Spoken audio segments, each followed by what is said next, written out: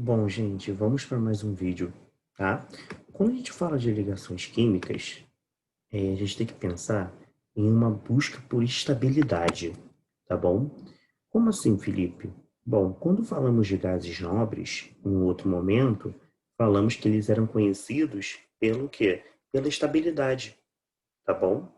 Então, os elementos, eles vão se combinar para adquirirem a estabilidade de um gás nobre, tá? Isso é sempre? Não. Beleza?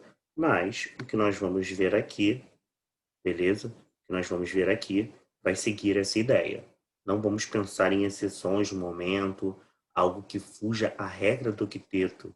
Que regra do quinteto? Bom, você sabe que os gases nobres estão na família 8A, né? Então, significa que a maioria ali tem 8 elétrons na última camada. Daí que vem a regra do octeto, quando os elementos querem o quê?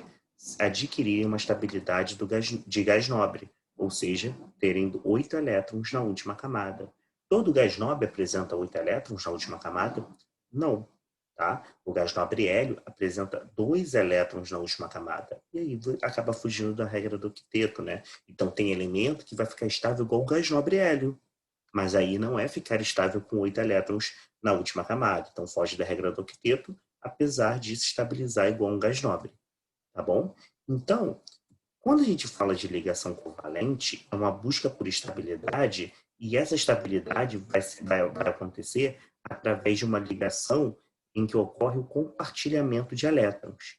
A ligação covalente também é conhecida como uma ligação molecular ou homopolar, tá bom? Então, uma ligação que ocorre compartilhamento de elétrons.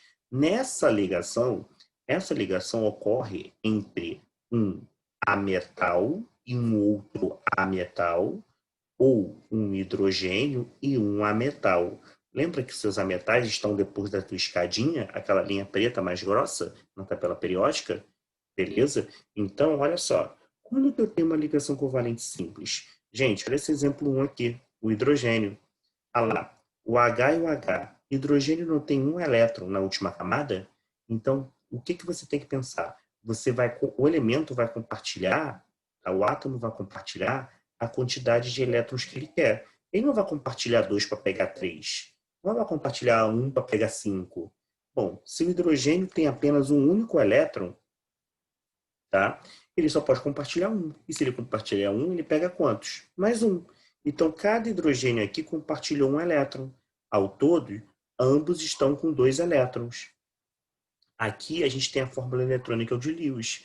Quando a gente troca o par compartilhado por um tracinho, temos a fórmula estrutural. Tá? Ué, mas o hidrogênio ficou estável? Sim. Se cada hidrogênio agora está com 2 elétrons, eles estão com uma configuração de elétrons igual ao gás nobre hélio. Olha o meu cloro aqui, gente. O cloro está na família 7A. Isso implica que eles têm, cada um aqui, cada átomo de cloro tem 7 elétrons na última camada. Pensa, para atingir a regra do octeto, eles precisam de quantos elétrons? Um. Beleza? Então, se cada um precisa de um, por que não cada um compartilha um? E aí ambos ficam com 8. Ah lá, tem 7 elétrons, compartilhou um, pegou o oitavo. Ah lá, tem 7 elétrons, compartilhou um, pegou o oitavo. Beleza? Então aqui temos uma fórmula eletrônica de Lewis e a fórmula estrutural. A molécula de água, e temos átomos diferentes, né? É uma molécula com 3 átomos, 2 de hidrogênio e 1 de oxigênio. A gente coloca o elemento que está em menor quantidade, beleza? Como elemento central. E aí, se o oxigênio tem 6 elétrons na última camada, por ele estar na família 6A, né? Ele não precisa de 2 elétrons para 8, então ele compartilha um elétron para cada hidrogênio. Por quê? Porque cada hidrogênio também compartilha um. E aí ele tem 6, compartilhou 2, pegou o sétimo e o oitavo. E o hidrogênio conseguiu seus 2 elétrons agora, né? Está estável igual ao gás nobre hélio. Beleza? Olha o meu último exemplo aqui, o NF3. Quem é o meu elemento central? Aquele que está em menor quantidade, é o nitrogênio. Cerquei ele por flúors, beleza? E como o meu nitrogênio está na família 5A, ele precisa de 3 elétrons para 8, já que ele tem 5 na última camada, né? Naquela camada de valência que eu falei para você.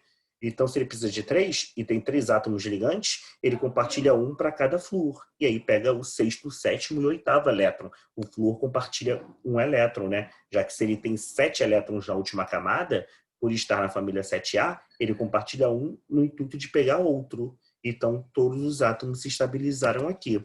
A minha ligação covalente dupla é quando eu tenho dois tracinhos, dois pares compartilhados entre dois átomos. Como o oxigênio está na família 6A, 6 elétrons da última camada, precisa de 2 elétrons para 8. Então, cada oxigênio compartilhou 2 para poder pegar quantos? Mais 2, pegar o sétimo e o oitavo. E uma covalente tripla? 3 pares compartilhados entre os átomos. Se o nitrogênio está na família 5A, 5 elétrons da última camada, não precisa de 3 para 8? Então, cada nitrogênio compartilha 3, para poder pegar 3, e aí ficar com 8 elétrons em sua configuração. As características desses compostos moleculares, né, eles podem se apresentar em 3 estados físicos, na temperatura ambiente, baixa temperatura de fusão e de ebulição, são péssimos condutores de calor e não conduzem corrente elétrica no seu estado natural e nem em meio à água, mas, com exceção, os ácidos. Você já viu o módulo de ácidos, né? Comigo. Os ácidos em meio à água sofrem de ionização. Lembra aquele ácido de Arrhenius? Uma espécie que em meio à água libera o tal do H+, beleza? E aí formam eletrólitos, né? Ou seja, é uma solução, né? Esse ácido em meio à água, uma solução condutora de eletricidade, de corrente elétrica. É a única exceção aos compostos moleculares. Tá bom, pessoal? Beleza? Tamo junto.